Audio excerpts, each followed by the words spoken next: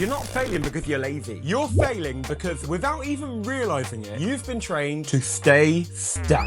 The people around you, they're shaping your mindset more than you think. Let's break that pattern. Now! Ow!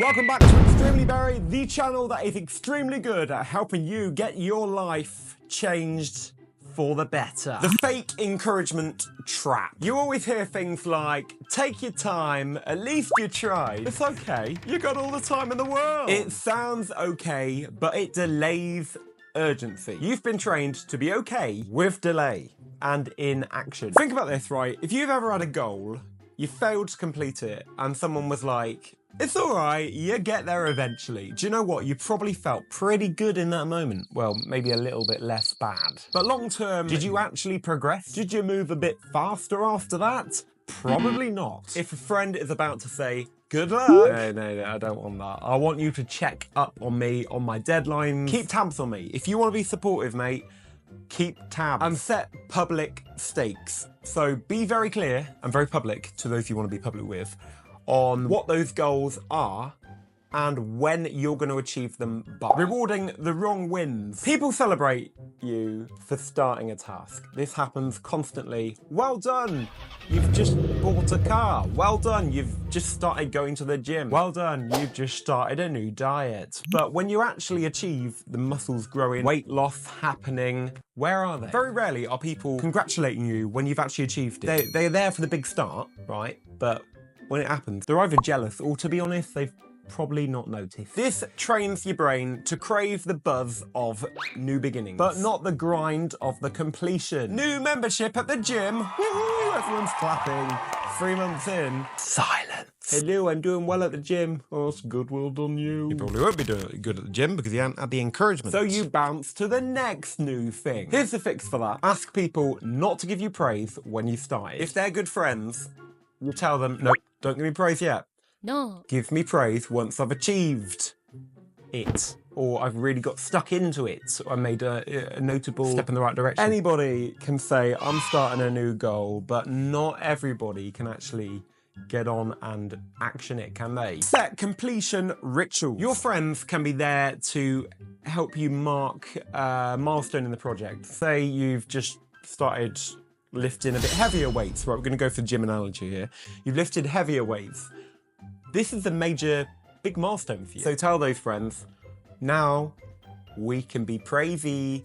Now we can be crazy as well. Yummy. Come and meet me for a coffee and a donut.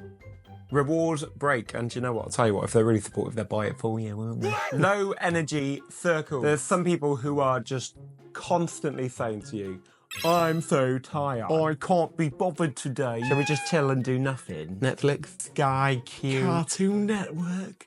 Actually, all of those sound really good. That's not the point. It feels normal. It feels perfectly innocent. But over time, it sets your default energy levels to low. You adopt their tempo. You want to film a YouTube video, but your friends want to watch YouTube videos. And because you're surrounded by people who want that, you feel guilty for wanting more. Here's the fix. Spend time with action takers, people who support the same things that you're into.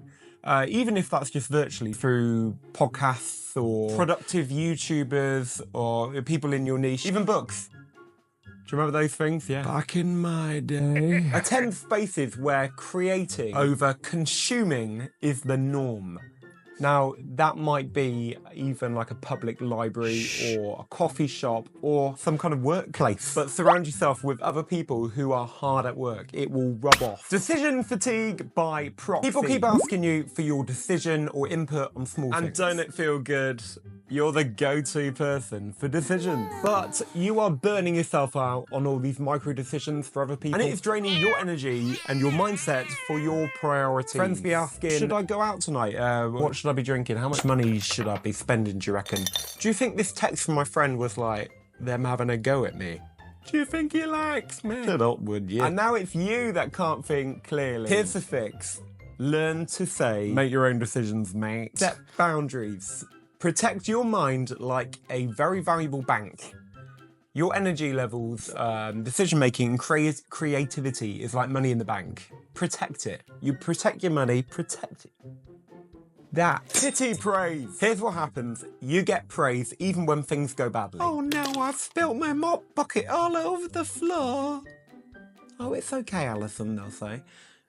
Don't worry, we very much respect you as a volunteer at this hospital. Are you sure? Because somebody slipped over in That's a bit concerning there, Alison. But don't worry, because we've got training for you. And aren't you doing great on everything else? Well, I suppose my son did say to me. He's on about a son again. At least you tried, Alison. At least you tried. Another example, you absolutely crash and fail at a presentation. Instead of the honest feedback, which, to be honest, really would help at a time like this, you get, that was amazing! It literally brings back a memory of when somebody complimented me on my drama performance in school, and I said, oh, thanks so much. I thought you did really well as well. They said, I wasn't doing it. I was like, don't. Awkward. When people praise you too much, there is no pressure to level up. Here's the fix. When they say, oh, well done, you did good. You say, thank you, but what would you improve? Seek constructive feedback. People are too scared to give constructive feedback because they think they're going to offend you. Tell them you're not, you're actually helping. And I appreciate your honesty. Yeah. Learn to treat praise as suspicious. Unless it's specific. The comparison bait. Here's what happens. People try to motivate you by comparing you to other people. So they actually think they're helping. And they're not just trying to people please here. They'll be like, look at what they did. Or, you can do that, right? Like that person's doing. But the problem with this is instead of it firing you up, it's really killing your confidence. It breeds resentment. That was creepy. Example, you're building your thing. Someone pops along and says, but Joe did it better, innit? Motivation gone. Tell them to compare you to the past you. You're not somebody else. You can't be somebody else. Document your own progress.